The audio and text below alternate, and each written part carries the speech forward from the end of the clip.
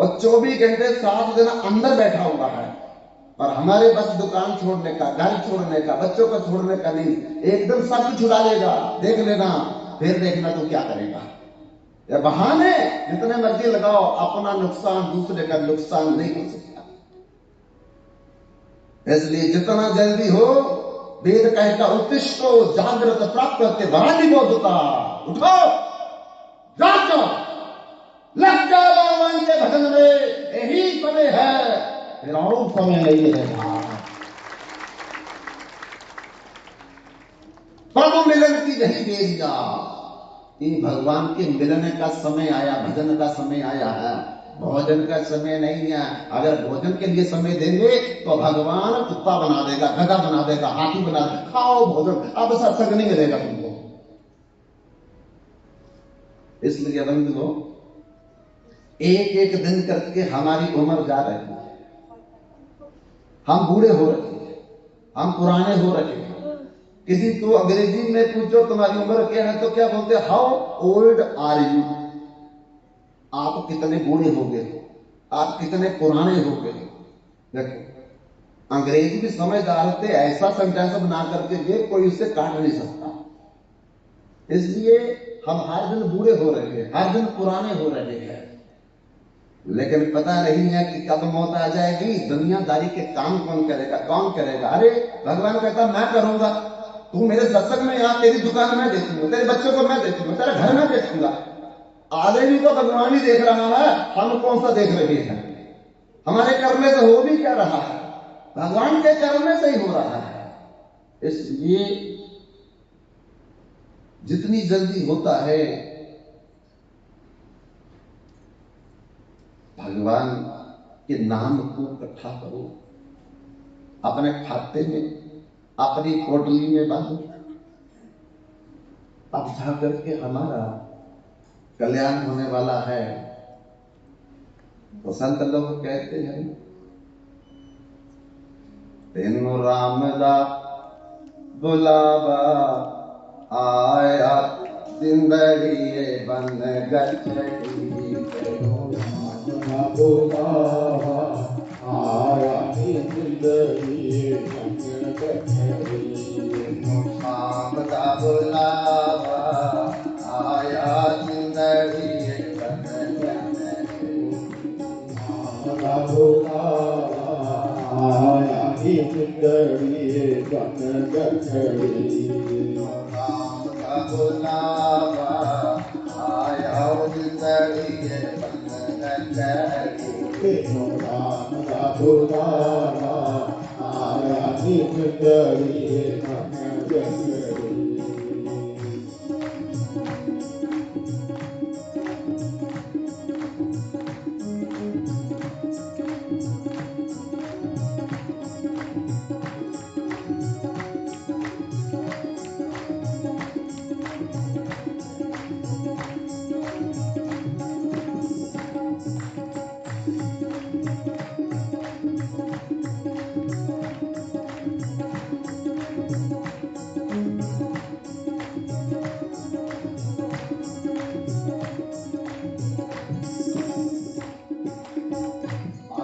बथेरा चोल बथेरे, आका बथेरा चोल बथेरे, आका बथेरा चोल बथेरे, आका बथेरा चोल बथेरे, बलिदान न किया तो इतनु छड़ी, बलिदान न किया तो इतनु छड़ी, बुलावा आया, पुत्री बन गई, राम का बुलावा आया, जिंदगी बन गई।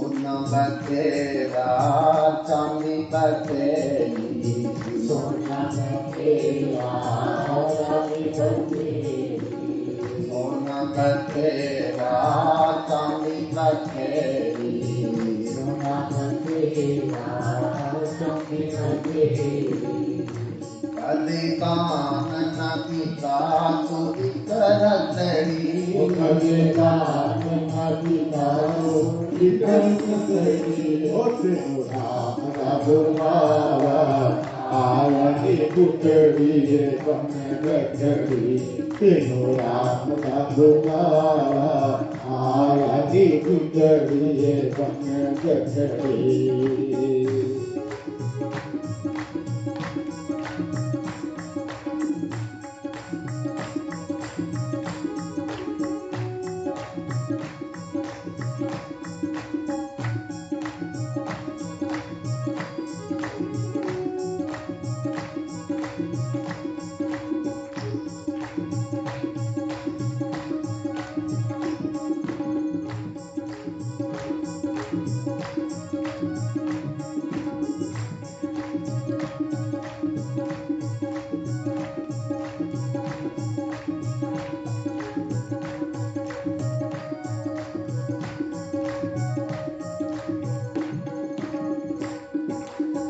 कपड़ा बतेरा नीड़े बतेरे कपड़ा बतेरा नीड़े बतेरे कपड़े बतेरे नीड़े बतेरे कपड़े बतेरे नीड़े बतेरे अधिदान न पिता तो हित गठड़ी अधिदान न पिता तो हित गठड़ी राम का बुलावा आया ही पुतड़ी बन गठड़ी तेनो राम का बुलावा आया ही पुतड़ी बन गठड़ी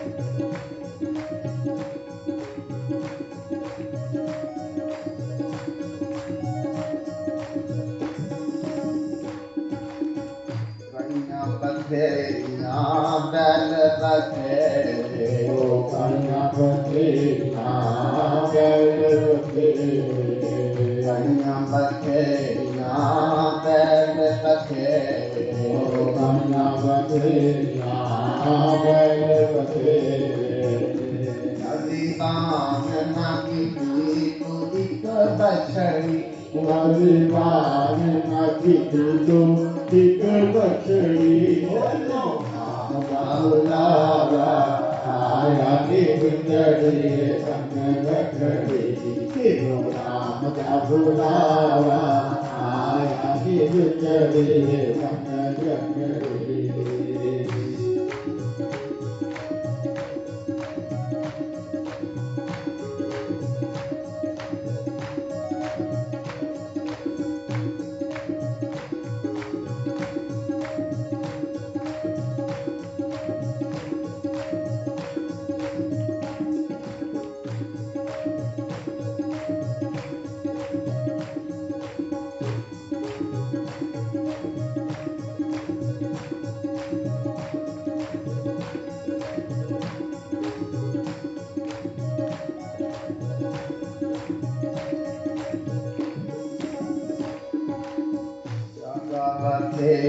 जगीर बथेरे ओ जगबथेरी जगीर बथेरी जगबथेरी जगीर बथेरी ओ जगबथेरी जगीर बथेरी अधिदान न की तो एक पटड़ी कभी काम नहीं तो टिक पटड़ी बुलावा आया हिंदुस्तानी पतंग चढ़ी राम का बुलावा आया हिंदुस्तानी पतंग चढ़ी राम का बुलावा आया हिंदुस्तानी पतंग चढ़ी राम का बुलावा आया हिंदुस्तानी राम का बुलावा आया हिंदुस्तानी पतंग चढ़ी राम का बुलावा आया हिंदुस्तानी। प्रभु स्वदेशा भेजियो देख कबीरा रोए, जो सुख लब सत्संग में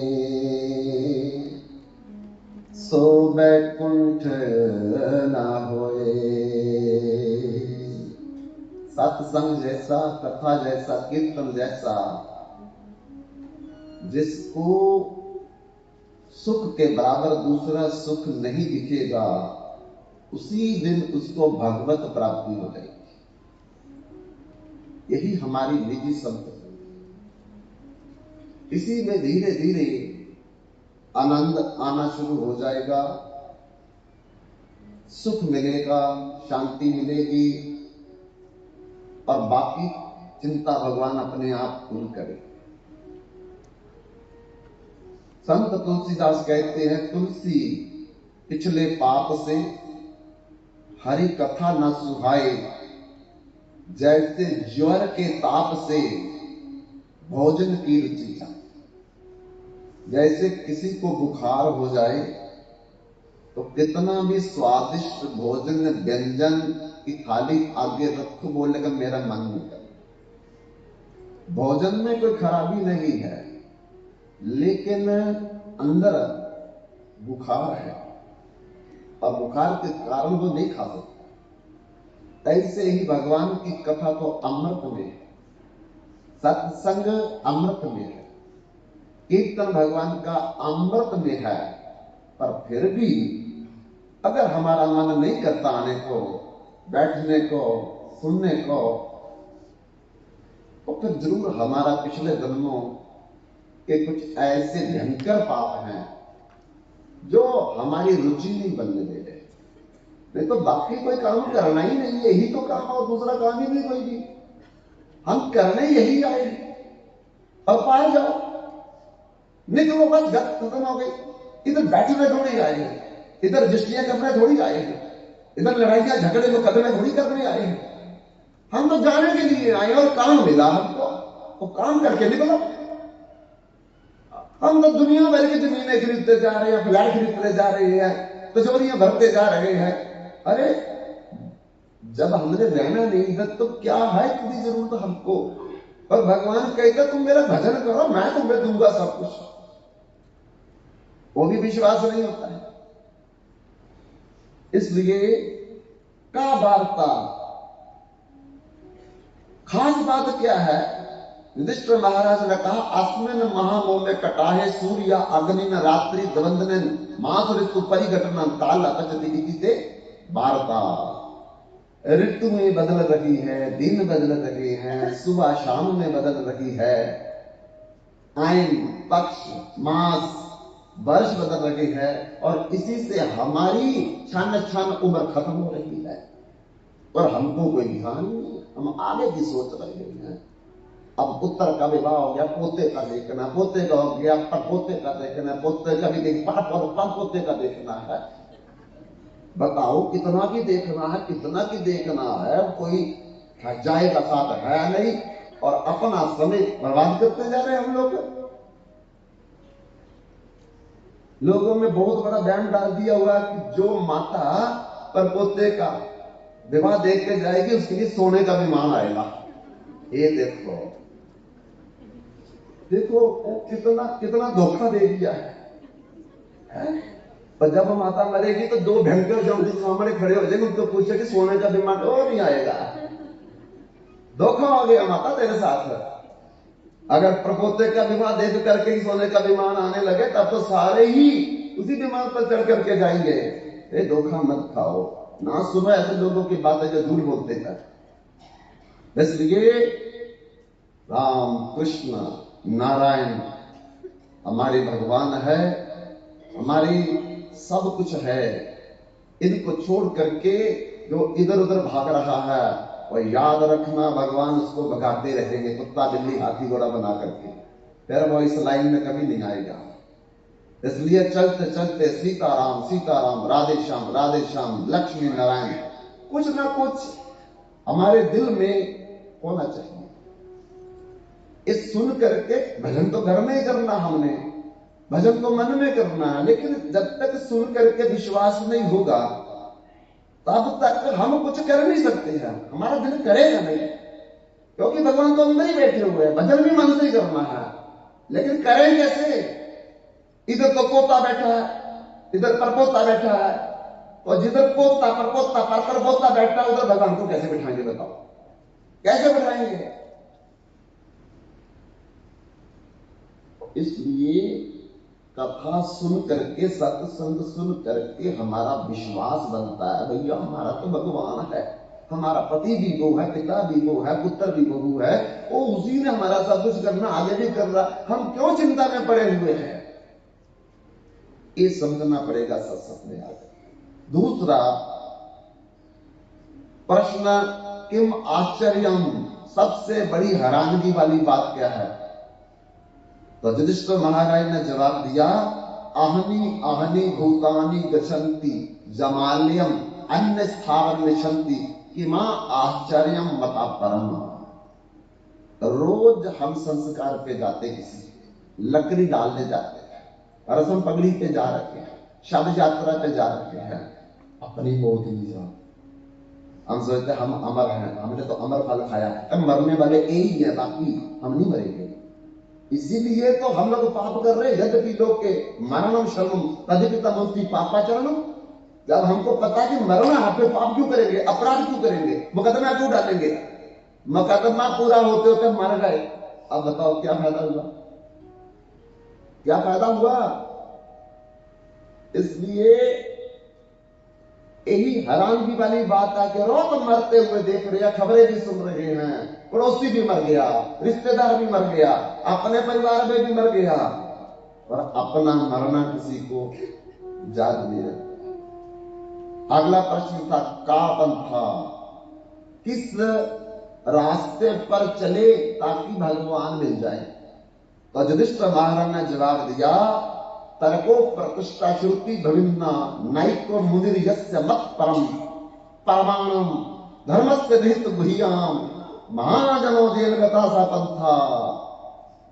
हर शास्त्र अलग अलग बात कह रहा, हर संत अलग अलग बात कह रहा है, लोग अलग अलग बात कह रहे हैं, किसकी बात माने किसकी ना माने, क्योंकि धर्म की डेफिनेशन जो है ये बड़ी कॉम्प्लिकेटेड है, क्रिटिकल है, ये समझ में नहीं आएगी। इसलिए एक ही बात याद रखो, जिस रास्ते से महाजन लोग चलते हैं उन्हीं रास्ते को पकड़ लो चुप करके। ब्रह्मा जी किस रास्ते पे गए, कपिल मुनि किस रास्ते पे गए, भीष्म पितामह किस रास्ते से गए, युधिष्ठिर महाराज किस रास्ते पे गए, जनक महाराज किस रास्ते पर चले, वो रास्ता पकड़ लो। उन्होंने ये रास्ता पकड़ा कि खाइते सोते यथा तथा नामले देश काल विजम नहीं सर्व सिद्धि आए। खाते खाते भी भगवान को याद करो, पानी पीते पीते भगवान को याद करो, सोते सोते भगवान को याद करो, घर में आते घर से निकलते भगवान को याद करो। यही साधन और क्या करना है, लेकिन ये करते नहीं हम लोग, इसका प्रॉब्लम है। जन्म मरण जम दंड की गर्भ बास की त्रास, नाम लिए सब ही मिट जाए 1,84 बास। नाम ही लेकर पीजिए और नाम ही ले कुछ खा, नाम ही ले घर छोड़िए और नाम ही ले घर आ, नाम ही ले कर सोइए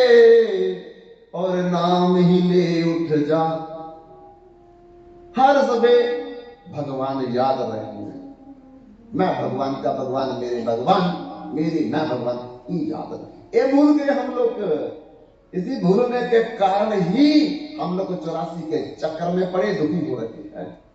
हम सोचते ये संसार मेरा, मैं संसार का, ये परिवार मेरा, मैं परिवार का, ये समाज मेरा, मैं समाज का। वो कुछ नहीं किसी के भैया। शरीर का संबंध है, शरीर परिवार का है, शरीर समाज का है, शरीर संसार का है, संसार शरीर का। शरीर गया, राम नाम सत्य हुआ नहीं। 4 दिनों की प्रीत जगत में, 4 दिनों के नाते हैं, पलकों के पर्दे गिरते ही सब रिश्ते मिट जाते हैं। सब खत्म हो गया, दवाई होगी, महापर्दय होगी, खत्म हो गया। जिस दिन ये शरीर गया, कौन पत्नी, कौन पति, कौन पुत्र, कौन पुत्री, कौन नाना, कौन नानी, कौन दादा, कौन कुछ भी नहीं, सब खत्म हो गया। वो देखेगा सब रो रहे हैं, पर मेरा तो कोई भी नहीं, मेरे साथ तो कोई भी नहीं। रोएंगे जरूर, लेकिन साथ कोई नहीं जाएगा।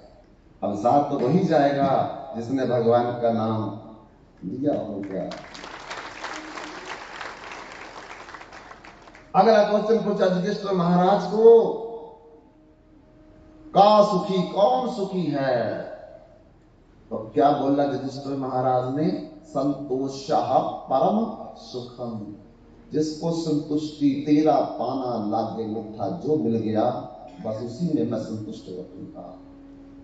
ऐसे सब प्रश्नों के जवाब दे दिए। तो बंधुओं, अब यक्ष धर्मराज बन गया। वो यक्ष जो प्रश्न पूछ रहा था, वो धर्मराज का रूप बना लिया और उसने कहा कि हे युधिष्ठिर, आपने मेरे सारे प्रश्नों के ठीक ठीक जवाब दिए। अब तुम चाहो ये 4 भाई जो तेरे मार दिए मैंने, एक जिंदा कर लो, एक जिंदा कर लो, कोई भी। युधिष्ठिर महाराज ने कहा, अगर तुम मेरा एक भाई जिंदा करना चाहते हो तो नकुल को कर दो। और धर्मराज बोलने लगे कि भीम है, अर्जुन तेरे सगे भाई है, तो कुंती के पुत्र है, तुम भी कुंती के पुत्र हो, अरे माधुरी का पुत्र क्यों जरूरत करवा रहे हो? तो क्या कहा युधिष्ठिर महाराज ने? धर्मो रक्षति रक्षिता। जो धर्म की रक्षा करता, धर्म उसकी रक्षा करता है। एक कुंती का पुत्र तो मैं जीवित हूं, एक मां माधुरी का भी पुत्र जीवित होना चाहिए ना, इसलिए मैंने बोला। फिर धर्मराज ने कहा, मैं बड़ा संतुष्ट हुआ, एक वरदान और मांग लो।